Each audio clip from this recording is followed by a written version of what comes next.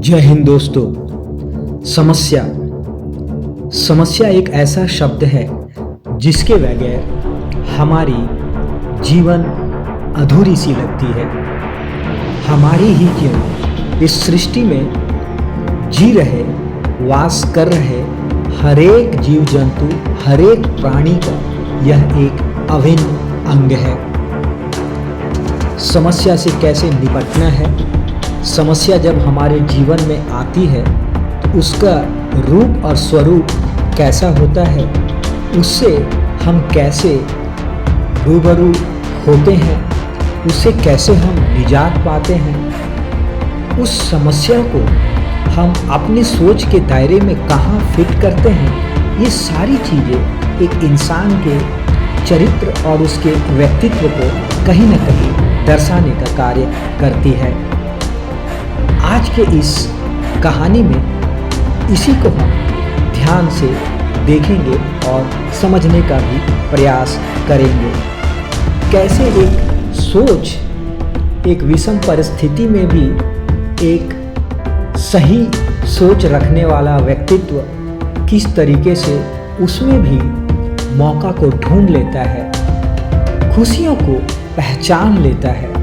वहीं दूसरी ओर ठीक इसके विपरीत सोच रखने वाले हमारे लोग, उनके जीवन में इसका क्या प्रभाव पड़ता है, उनके सोच का दायरा उन्हें क्या करवाता है, ये सारी चीज़ें आज हम इस कहानी के माध्यम से जानने का प्रयास करेंगे। तो दोस्तों बने रहिए इस खूबसूरत प्रेरणादायक कहानी के संग। इस कहानी में मन की हालत को बखूबी दर्शाया गया है।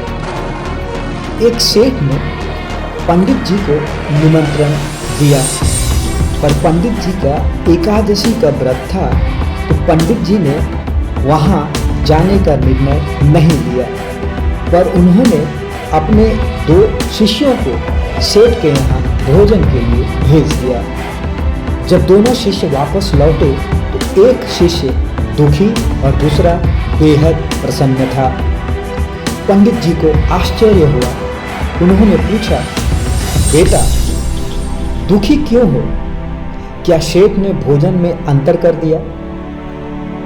तो शिष्य कहता है, नहीं गुरुजी।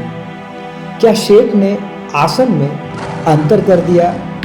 फिर जवाब आता है, बिल्कुल नहीं गुरुजी।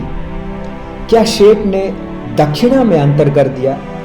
इसमें भी दोनों का जवाब आता है, बिल्कुल नहीं गुरुजी, बराबर दक्षिणा दी, 2 रुपए मुझे और 2 रुपए दूसरे को। अब गुरुजी को और भी आश्चर्य हुआ और उन्हें तुरंत पूछा, फिर क्या कारण है जो तुम दुखी हो? तब दुखी चेला बोलता है, गुरुजी मैं तो सोचता था सेठ बहुत बड़ा आदमी है, कम से कम 10 रुपए दक्षिणा तो देगा ही, पर उसने मात्र 2 रुपए ही दिए, इसलिए मैं दुखी हूँ। अब दूसरे से पूछा गया, तुम क्यों प्रसन्न हो?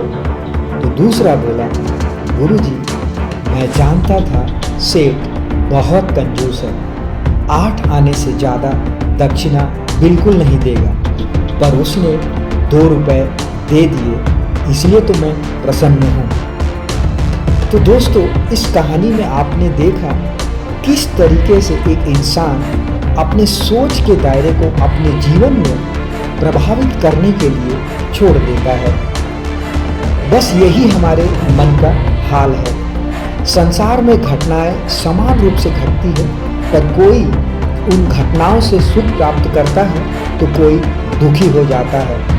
पर दोस्तों असल में न दुख है न सुख, ये हमारी मन की स्थिति पर निर्भर है।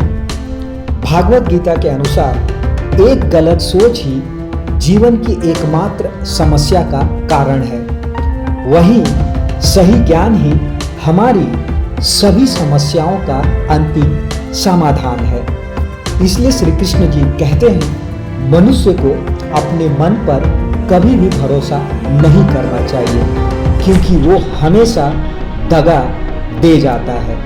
इसलिए मन के बजाय अपने कर्म पर हमें केंद्रित करना चाहिए। दोस्तों, कुछ लोगों का कहना बिल्कुल सही है। अगर चाहते हो कुछ बड़ा करना तो अपनी सोच को बुलंद रखना, क्योंकि कमज़ोर सोच इंसान को गिराती है, उसके इरादे को और कमज़ोर बनाती है।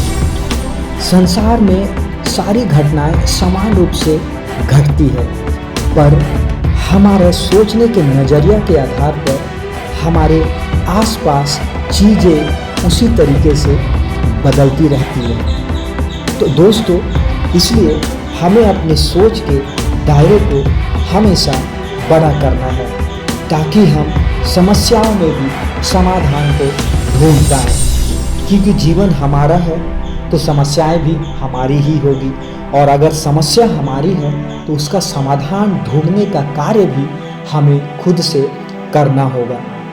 तो उम्मीद है दोस्तों, आपको आज का यह कड़ी पसंद आया होगा। तो दोस्तों, अगर आपको अच्छा लगे तो एक कमेंट अवश्य कीजिएगा।